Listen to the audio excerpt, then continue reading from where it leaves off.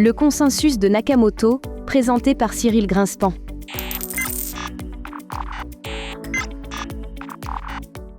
Il est fréquent en informatique, dans l'analyse de la sécurité de certains systèmes, de considérer deux catégories d'acteurs bien distinctes. Les honnêtes participants, d'une part, qui suivent respectueusement les règles du protocole, et les attaquants d'autre part. Suivant la terminologie introduite par Leslie Lamport dans l'étude des systèmes distribués, les seconds sont appelés byzantins. En général, on ne change pas de catégorie. Néanmoins, suivant les circonstances, on peut parfois être amené ponctuellement à le faire, telle une personne fondamentalement honnête, mais qui, dans la rue, trouve une forte somme d'argent et décide de la garder pour elle, sans effort particulier, pour retrouver le propriétaire légitime. Ce qui peut être considéré comme du vol et devrait être puni par la loi. Considérons une situation simple où un mineur honnête sur le réseau Bitcoin peut être entraîné à ne pas respecter les règles du protocole, celle de la création d'un fork temporaire. Celle-ci est relativement rare, sans être toutefois rarissime. Selon des analyses statistiques menées entre le 18 mars 2014 et le 14 juin 2017, le taux de création de blocs orphelins était de 0,31% pour cette période, et il est probable que ce taux soit encore plus faible aujourd'hui grâce aux nouvelles versions de Bitcoin Core. On considère le cas où deux mineurs honnêtes, minant chacun dans leur coin sur la blockchain officielle, trouvent un bloc quasiment en même temps. Honnête signifie que le mineur mine toujours sur le dernier bloc de la blockchain officielle et rend toujours immédiatement public ses découvertes. En général, le premier bloc découvert s'impose et le deuxième est considéré comme orphelin. Le mineur qui a miné le second bloc est alors entraîné dans une posture déviante. Il a clairement plus intérêt à miner sur son bloc orphelin plutôt que sur le dernier bloc officiel. Car s'il parvient à miner un nouveau bloc avant le reste du réseau, il gagnera la récompense contenue dans deux blocs plutôt que dans un seul. Mais imaginons alors que les autres mineurs découvrent un bloc avant lui. Il doit maintenant non seulement rattraper la blockchain officielle, mais encore miner un bloc supplémentaire pour prendre l'avantage.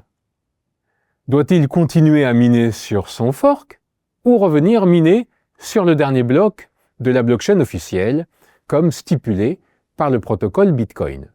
Il s'agit d'une situation inédite pour le mineur qui devient éventuellement byzantin par la force des choses.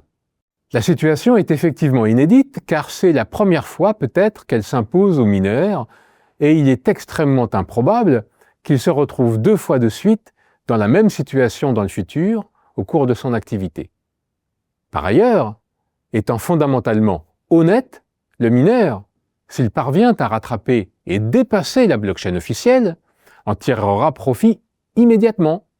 En particulier, il ne se lancera pas dans une action de rétention de blocs. La question est, a-t-il intérêt à continuer à miner sur son fork ou doit-il l'abandonner et revenir miner sur la blockchain officielle? Quel est le seuil en termes de puissance de hachage relative à partir duquel un mineur a priori honnête a intérêt à s'entêter à miner sur son fork alors qu'il a un bloc de retard sur la blockchain officielle? Cette question se résout à l'aide d'un simple jeu de pile ou face classique que nous décrivons maintenant. Ce jeu voit s'affronter d'un côté un joueur et de l'autre une banque. Au cours du temps, le joueur et la banque gagnent ou perdent des jetons qui correspondent à des blocs minés et peuvent les échanger contre des euros qui correspondent à des bitcoins. Le joueur dispose à chaque instant de 3 actions possibles décrites ci-dessous. Première action, lancer. Un croupier lance une pièce de monnaie truquée en faveur de la banque. La probabilité d'obtenir pile est Q. Cette action coûte Q euros au joueur, quel que soit son résultat. Si le résultat est pile, le joueur gagne un jeton. Si le résultat est face, la banque gagne un jeton. Deuxième action, écraser. Cette action n'est possible que si le joueur, respectivement la banque, possède A respectivement H jetons avec A plus grand que H. Dans ce cas, la banque perd tous ses jetons. Le joueur perd H plus 1 jeton, mais gagne H plus 1 euro. Cette action ne coûte rien au joueur. Abandon. La banque et le joueur perdent tous leurs jetons. Cette action ne coûte rien au joueur. En outre, le joueur ne dispose que d'un nombre fini, petit n d'actions possibles, et le jeu se termine immédiatement dès que le joueur utilise une fois l'action écrasée ou l'action abandon. Le nombre d'actions dont dispose le joueur est donc essentiellement le nombre d'actions lancées, et le jeu se termine dès que le joueur abandonne ou prend l'avantage sur la banque, ce qui correspond à A égale H plus 1. Il ne s'agit pas ici d'une attaque contre la formule d'ajustement de difficulté de Bitcoin, comme peut l'être une attaque par rétention de blocs. Le joueur mineur est profondément honnête. On considère donc qu'on a toujours a priori n inférieur à 2016, puisqu'un ajustement de difficulté a lieu tous les 2016 blocs sur Bitcoin. Décrivons chacune des actions. L'action lancée correspond au fait que le mineur s'entête à miner sur son fork, malgré un retard sur la blockchain officielle. L'action écrasée correspond au fait que le mineur dispose d'un fork secret, lui permettant de prendre l'avantage sur la blockchain officielle. Il décide alors de le rendre public et d'empocher toutes les récompenses présentes dans celui-ci, puis il reprend naturellement sa posture de mineur honnête. L'action abandon signifie que le mineur revient miner sur le dernier bloc de la blockchain officielle, comme tout mineur honnête. Dans la situation du fork temporaire que nous considérons, une stratégie de minage est juste le temps d'arrêt xi, fini presque sûrement, qui précise le premier instant où le mineur revient miner sur la blockchain officielle. On note R de xi, le revenu gagné par le mineur, en suivant cette stratégie. On doit comparer R de xi au revenu qu'aurait gagné le mineur en xi s'il avait miné honnêtement depuis le début. Étant donné que la puissance de hachage relative du mineur est Q, cette dernière quantité vaut en moyenne QB fois espérance de xi sur taux 0, avec taux 0 égale 10 minutes, et B égale 3,125 bitcoins, valeur actuelle d'une Coinbase, plus la valeur moyenne des frais de transaction présents dans un bloc. Donc, la quantité clé permettant de choisir la stratégie xi plutôt que la stratégie honnête est espérance de R de xi moins QB fois espérance de xi sur taux 0. Le second terme, moins QB espérance de xi sur taux 0, s'interprète alors comme un coût. Dans cette expression, tout se passe comme si le mineur payait Q fois B à chaque découverte de bloc. D'où le fait que le joueur mineur paye un coût fixe au croupier qui vaut Q, quel que soit le résultat du lancer de la pièce de monnaie. Le paramètre Q est la probabilité que la pièce de monnaie tombe sur pile, ce qui correspond au fait que le mineur trouve un bloc avant les honnêtes mineurs. Soit JM1 de AH, le jeu de pile ou face décrit ci-dessus, où le joueur part d'une situation initiale où il possède A jetons contre la banque qui en possède H. On note également E1 de AHNQ, l'espérance de gain maximale du joueur qui ne dispose au maximum que de n actions possibles. La proposition 2 suivante est assez claire. Le jeu JM100 n'est pas biaisé au profit du joueur. Cette démonstration est particulièrement simple. Supposons que le joueur ait choisi une stratégie et soit J1, respectivement J2, le nombre de jetons moyens reçus au total par le joueur, respectivement la banque, en participant au jeu. La pièce, lancée régulièrement par le croupier, étant biaisée au profit de la banque, on a en moyenne J1 égale QJ, et J2 égale P fois J avec P égale A moins Q, et J égale J1 plus J2.